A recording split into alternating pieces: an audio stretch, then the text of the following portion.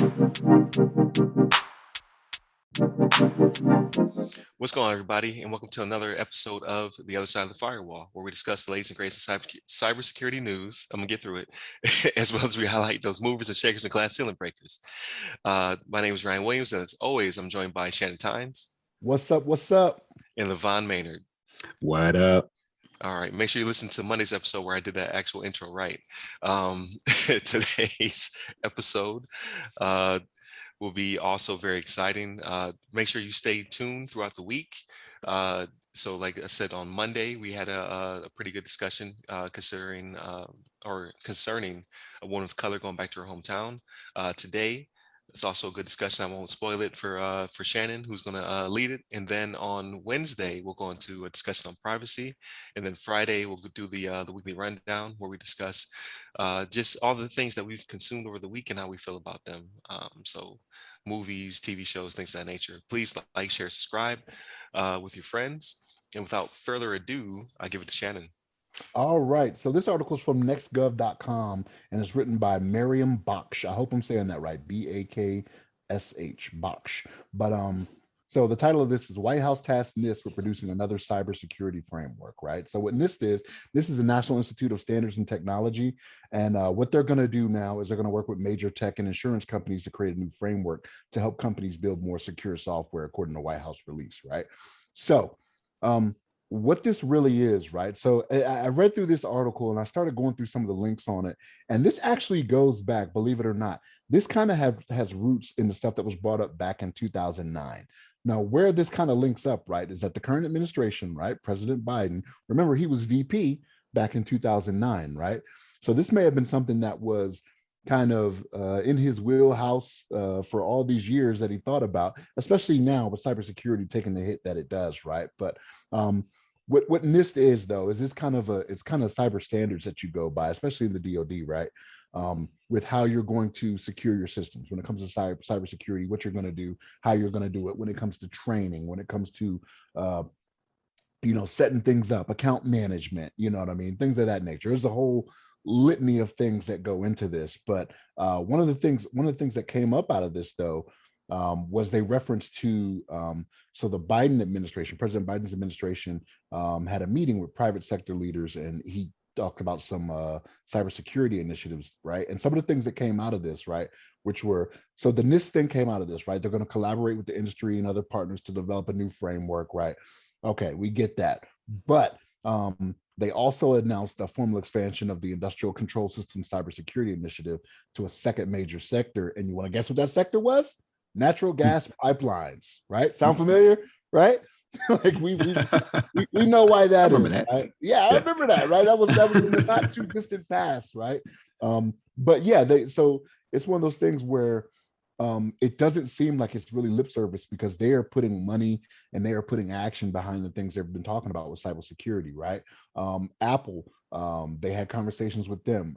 Google's another one. Google's investing $10 billion. I want to say it was Microsoft's investing $20 billion, right? This is billion with a B for both of these, right?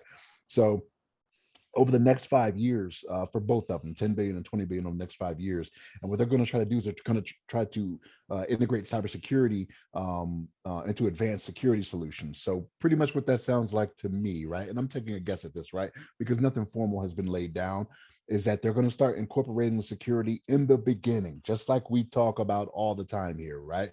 Don't make it an afterthought. Don't tack it on at the end. This is what you're supposed to do. Think about it in the beginning, right? So that it's not an afterthought to where people are just like, all right, well, now we got to do the security portion of it now that we know that everything works. And you kind of got to crunch it together to try to make it do what it needs to do, right?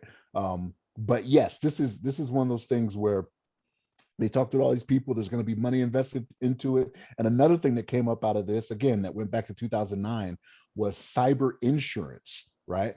So this cyber insurance, what this is these companies that get these government contracts, what they're talking about is making sure that they have insurance to protect themselves against these breaches and things like that have come up, right? Which is happening a lot more often, right? Idle hands, work of the devil. Now, there's a little dispute here where these companies are like, oh, it's not so much needed and the government says, well, yes, it is, because it leads to things like sharing of information, right? Which is another one of the things that President Biden's administration is trying to do. Have these companies share information so we can all learn and grow together and get better together when it comes to protection. But yes, cyber insurance is something that even the insurance companies, I think it was back in 2014, I think when I was looking into all this back in 2014, we're looking into this and we're on board. But what's kind of going where it's kind of going the opposite direction is they had a study from 2019 that says that the insurance companies are spending less money to try to do these certain types of things. But I think that's going to change, right? Just the direction of how everything is going from 2020 till now. You can't afford to spend less money when it comes to figuring out how you're going to better insure these companies if this is the way we go. So but yeah, there's a lot more that goes into it than just coming up with a new framework for NIST. Like, it involved all those other things that again have gone back to 2009, right? They got things they talk about in 2009, 2011, 2014. So this is something that's been ongoing. And again, that was an administration to where President Biden was the VP. So I'm curious if this might have been one of his pet things when he was there that he kind of pushed out there to get to the country and thought it was serious back then, and now he's in a position to really do something about it. But LeVon, I've talked enough now. I've talked enough. LeVon, what do you think about this, man? No, you gave a great explanation. I mean, that's some good content, and I'm thinking, overall, I think it's obviously a great initiative by NIST. I mean, by the White House as well. I mean, I guess the White House is kind of like initiating, and then NIST is kind of like building out the framework. But I think it's great overall. I mean, obviously, all these cyber attacks been happening as of late. There's been a need for, I don't know, some formalized like cybersecurity, structure that can be, kind of provided to these companies that kind of make sure that they are on the same page, and everybody's like, not kind of doing their own thing. And but I think it's great. It's like seeing all these companies invest the money, like you mentioned, Google and Microsoft investing 10 billion and 20 billion respectively. Then I saw on here too that it looks like IBM and Google are committed to assisting with the training and certification of 250,000 people over the next 3 years, with forming and planning to partner with more than 20 historically Black colleges and universities to establish cybersecurity leadership centers to grow a more diverse cyber workforce. So I think that's really awesome that IBM, and again, in particular, is the one that's going to be kind of focused on these historically Black colleges. And the fact that they're, kind of going through that, investing the money in, I mean, that's another opportunity for minorities to come up in the tech field. And I think, obviously I saw Microsoft is investing 150 million in technical services to help federal, state, and local governments. So we're seeing this big initiative on cybersecurity. It's like we got to strike while the iron's hot, so to speak. I mean, people out there that, obviously cybersecurity kind of gets kind of tossed by the wayside a little bit, gets forgotten about. And just like you mentioned, that's in the opening, that it's like what people, what businesses and software developers and things of that nature need to focus on is like build the harden the software and harden the infrastructure before they think about like, oh, let's make it as big as possible, or just like let's start just putting things together without thinking about security. So I think this is like a great initiative. Hopefully we see all these tech companies come together and actually put together their the proper policies and frameworks to make sure that they're staying up to snuff, and we kind of reduce some of these cyber incidents that we're seeing as of late. But what you have on this, Ryan? What you think? Yeah, definitely. So I think you guys covered it pretty thoroughly. If I were to, if I may, jump in the conversation. So I think a lot of people ask the question, like, how do I get into cybersecurity? Like, how do I jump in there? It's a hot topic. Compliance, like, not to say that compliance is easy, because it's not, but it's definitely an on-ramp into cybersecurity. So if you're looking at trying to get into this field, which is very hot, and the government is very involved, as you can see, all these companies are very involved.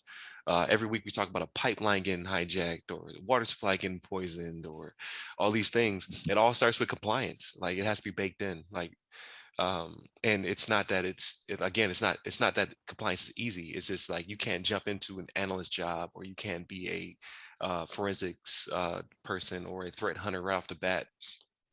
But you can learn about compliance. You can get into compliance, and then work your way up to whatever you want to do in cybersecurity. And it's pretty much the backbone. That's why they call it. That's why these things are frameworks, right? So you have your PCI DSS, you have your NIST for the government, things of that nature. So definitely stay tuned in this. It's not exciting per se. So I'm not going to tell you you're going to be excited by these frameworks. But if you're trying to get in, if you're trying to get your foot in the door, this is where the money is currently at. This is what will get you into those positions you might want in the future. So definitely stay tuned to compliance. Definitely start plugging yourself into NIST and all that is involved within it. So I'm definitely excited about it. Um, I think it will be the future, right? So for at least the next 3.5 years or whatever is left in this administration, plus if it gets another 4, cybersecurity will be the focus, and then probably even beyond, because you have those people out there who are just tearing up our infrastructure, because it's not in compliance, it's outdated and things of that nature. So the field is definitely growing and booming in that regard. So I'm definitely excited. That's all I got. No, it's good. And LeVon, you actually touched on, like, I felt like I was talking too much. So I was like, let me come back to some of the stuff, but you touched on it, like with the HBCUs, and there was another one, it was Girls Who Code was another one that was talking about getting in on it as well, right? Yeah. That's another underrepresented community, you know what I mean, when it comes to IT, Right. cybersecurity. And they have a So, big presence on Clubhouse and yeah. Twitter. I see them on there a lot.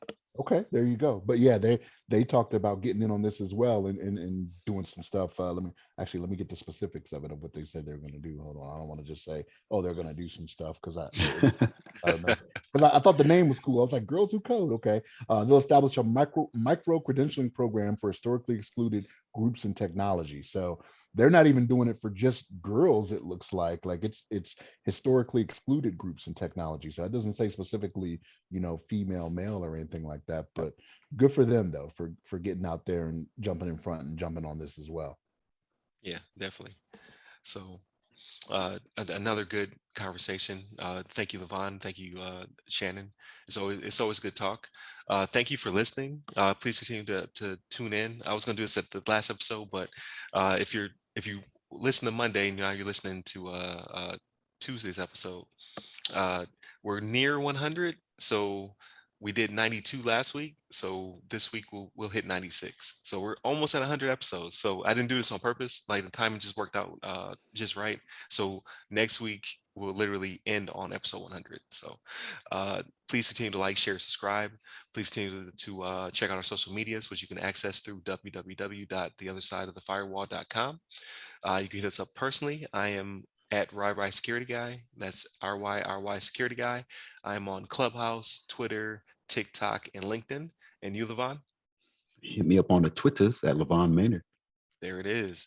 So continue to stay safe, stay secure. Take care.